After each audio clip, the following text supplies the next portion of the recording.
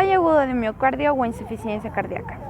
Es una afección en la cual el corazón no puede bombear la cantidad de sangre suficiente para abastecer a todo el cuerpo. El tener esta afección no significa que el corazón va a pararse o va a dejar de latir. A su vez, esta enfermedad puede dañar parcialmente el corazón o totalmente. Cuando hablamos de las causas, entre las más importantes podemos hablar de la hipertensión arterial. Después hablamos de que el paciente o la persona puede haber tenido un infarto posterior a desarrollar esta enfermedad, vasculares y diabetes. Entre los síntomas que podemos encontrar más comunes son la disnea, que es la falta de aire, la fatiga, la debilidad, el cansancio. Podemos encontrar que el paciente tiene tos, que los latidos pueden variar de ser rápidos a ser lentos en el mismo momento. Podemos encontrar que tiene hinchazón del abdomen o que tiene mayor necesidad de orinar. Factores de riesgo. Entre los factores de riesgo más importantes de esta enfermedad encontramos que uno de los principales es la presión arterial alta. Encontramos que puede tener problemas vasculares o las válvulas cardíacas pueden estar anormales. Cuando hablamos de un diagnóstico, para diagnosticar esta enfermedad necesitamos de diversos exámenes complementarios. Entre estos exámenes complementarios está el análisis de sangre. En este análisis de sangre lo que nosotros tratamos de encontrar es una sustancia química que se llama péptido natriurético tipo B. Cuando hablamos de una radiografía de tórax, nosotros necesitamos ver cómo está en esa radiografía el corazón y los pulmones. En un electrocardiograma lo que nosotros tratamos de ver es cómo va el ritmo del corazón. Evaluamos las 3 ondas. En una ecocardiografía lo que nosotros tratamos de ver es la fracción de eyección. ¿Qué es fracción de eyección? La fracción de eyección es la capacidad con la que el corazón bombea sangre hacia afuera del corazón. Una ergometría también se precisa. En esta ergometría lo que nosotros tratamos de ver es cómo funciona el corazón a presión. Por eso al paciente se lo sube en una bicicleta y se lo hace pedalear. Hablamos también de un angiograma. En el angiograma lo que nosotros hacemos es hablar de una prueba de contraste. Y esta prueba de contraste lo que hace es, se inyecta un líquido en una de las arterias para ver si está o no está taponeada. Esta enfermedad requiere un tratamiento de por vida con este tipo de medicamentos, como por ejemplo el enalapril, el losartán y el lanoxin.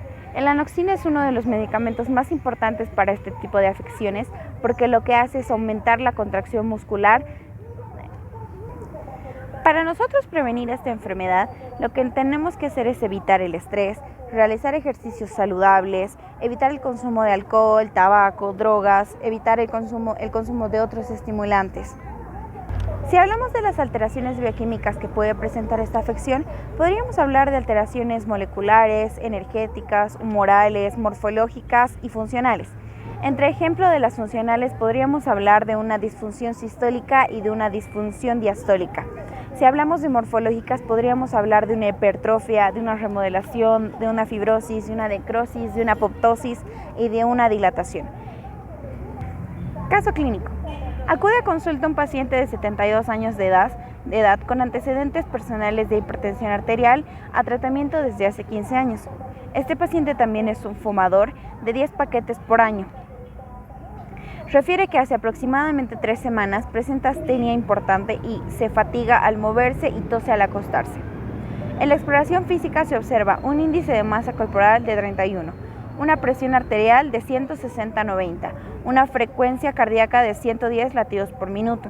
También presenta un soplo sistólico, un reflujo hepatoyugular positivo, presenta edemas periféricos.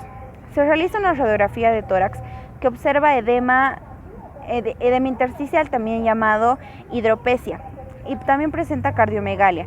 En el ecocardiograma se detecta una hipertrofia ventricular izquierda y una fracción de eyección del 35%. Presenta ritmo sinusal y datos compatibles con una hipertrofia del ventrículo izquierdo. En el análisis de sangre se detectó una leve anemia normocítica normocrómica. Resolución. En este caso clínico podemos observar que este paciente presenta hipertensión arterial y es fumador. Estos dos son indicadores claros y son factores de riesgo para que una persona pueda tener insuficiencia cardíaca. podemos ver que a su vez este paciente presenta astenia. ¿Y por qué presenta astenia?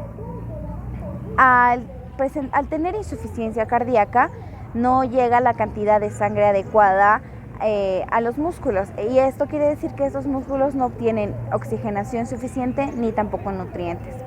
Podemos ver que su índice de masa corporal es 31 y esto nos da que tiene obesidad moderada. Su presión arterial es 120/90.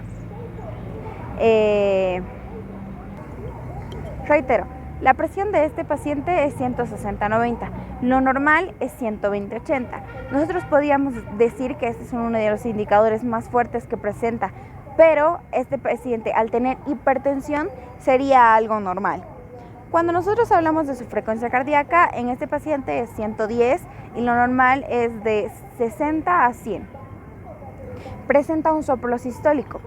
Este soplo sistólico se justifica ya que hablamos de que uno de los factores de riesgo a esta enfermedad es tener problemas valvulares.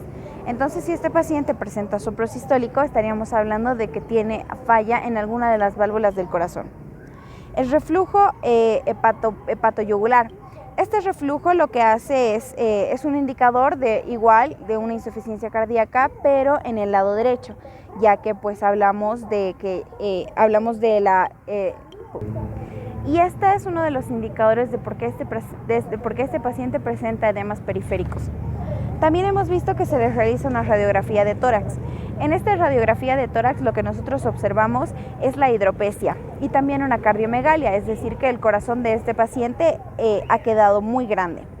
Podemos hablar que mediante la ecocardiografía se ha detectado una hipertrofia ventricular izquierda, ya que pues hay una fracción de eyección mínima que es el 35%.